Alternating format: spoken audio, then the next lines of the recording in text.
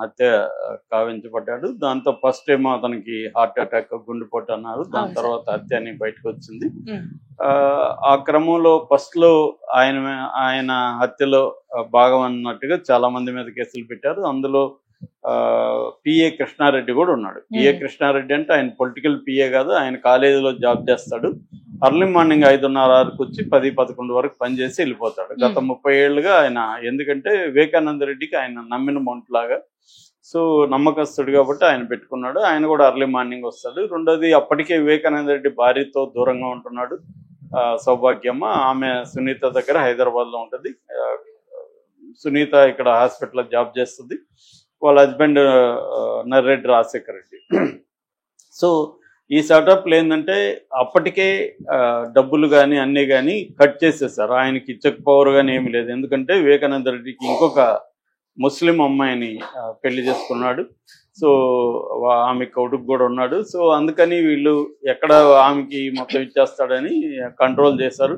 So ఇవన్నీ చూసుకునేది ఈ పిఏ కృష్ణారెడ్డి అన్నమాట.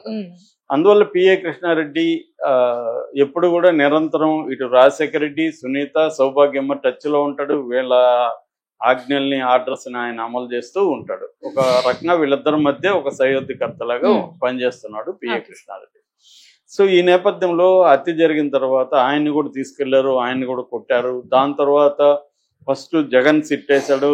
ఫస్ట్ చంద్రబాబు ప్రభుత్వం ఉంది అప్పుడు హత్య జరిగినప్పుడు. మళ్ళీ జగన్ వచ్చాడు, 2 సిట్లు వచ్చాయి. దాని తర్వాత సునీత మొదటేమో చంద్రబాబే చంపించాడు అన్నట్టుగా మాట్లాడింది. దాని తర్వాత ఆమె యూటర్న్ తీసుకొని జగనే చంపించాడని రివర్స్లోకి వెళ్ళింది. ఈ లోపల జగన్ ఏమో చంద్రబాబు ఉన్నప్పుడేమో దాన్ని తనకు అనుకూలంగా పొలిటికల్గా ఉపయోగించుకోవడానికి నారాసుర రక్త చరిత్ర పుస్తకం వేసి తెలుగుదేశం వాళ్ళే చంపారని చెప్పి జగన్ దాన్ని ఉపయోగించుకున్నాడు. అది జగన్కు ఉపయోగపడింది కూడా.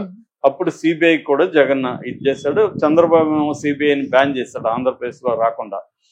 సో ఈ నేపథ్యంలో జగన్ మళ్ళీ అధికారంలోకి వచ్చినాక సిబిఐ విషయం మర్చిపోయాడు.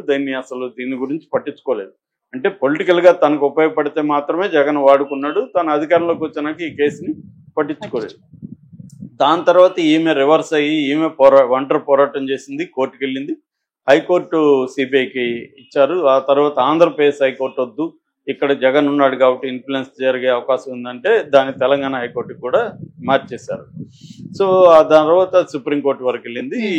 సిబిఐ రంగంలో దిగినాక సో ఇప్పటి వరకు ఏంటంటే దీంట్లో మొత్తం 8 మంది ముద్దాయిలు ఉన్నారు, అక్యూజులు. ఎర్రగంగిరెడ్డి నెంబర్ 1 A1, తర్వాత Sunil Yadav A3, Umashankar Reddy A3, Sunil Yadav A2, Umashankar Reddy A3, Dastagiri A4. కానీ ఆ మధ్యకాలంలో దస్తగిరిని ముద్దాయి నుంచి సాక్షిగా మార్చేసింది. దాన్ని కౌంటర్ చేస్తూ మన అవినాష్ రెడ్డి కోర్టుకు వెళ్ళాడు. అది కోర్టులో ఉంది. హైకోర్టు అడిగింది సిబిఐ కోర్టుని, మీరు ఎలాగా ఒక ముద్దాయిని సాక్షిగా మారుస్తారు, మీ ఎక్స్ప్లెనేషన్ ఏంటని కూడా అడిగింది. అది కొంత ఇబ్బంది సిబిఐ కోర్టుకి. ఇది ఒకవేళ అయితే వీళ్ళు మళ్ళీ సుప్రీంకోర్టుకు కూడా వెళ్తారు. ఇది అవసరం కూడా. ఒక ముద్దాయి నేనే హత్య చేశాను ఒప్పుకొని ఎలా హత్య చేశాను చెప్తున్న ముద్దాయి అతను ఆ హత్యలో పాల్గొన్న ఇతరుల పేర్లు చెప్పినంత మాత్రాన ఇతను హంతకుడు కాకుండా పోతాడా అనేది చాలా ఇంపార్టెంట్ ప్రశ్న. సో మరి అది ఏం తేలుతుందని చూడాలి. సో 4వ వ్యక్తి దస్తగిరి, 5 దేవిరెడ్డి శివశంకర్ రెడ్డి, 6 గజ్జల ఉదయ్ కుమార్ రెడ్డి, 7 వైఎస్ భాస్కర్ రెడ్డి, 8 వైఎస్ అవినాష్ రెడ్డి. వీళ్ళు 8 మంది ఉన్నారు దీంట్లో. సో ఈ 8 మంది కాకుండా సాక్షులుగా దీంట్లో 100 మంది ఉన్నారు.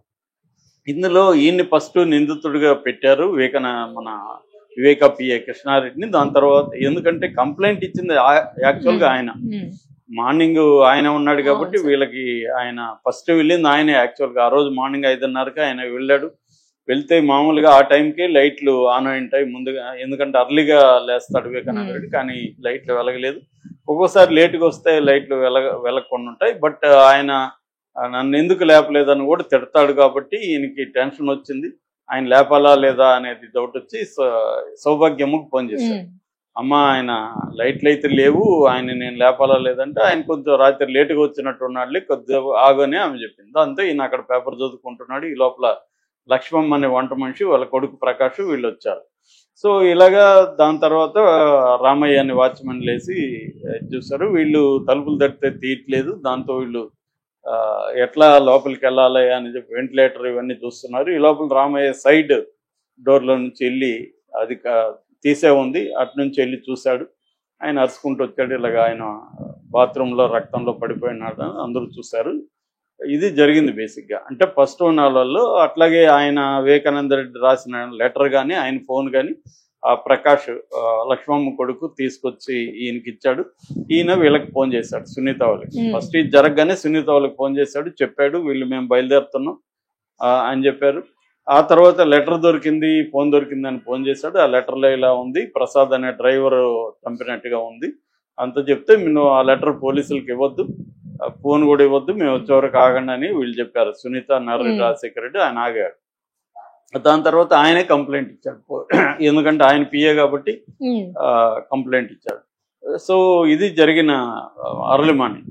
దీని తర్వాత ఏమైందంటే ఈ రామ్ సింగ్ అనే వ్యక్తి ఐఓగా, ఇన్వెస్టిగేటింగ్ ఆఫీసర్గా సిబిఐలో ఉన్నాడు.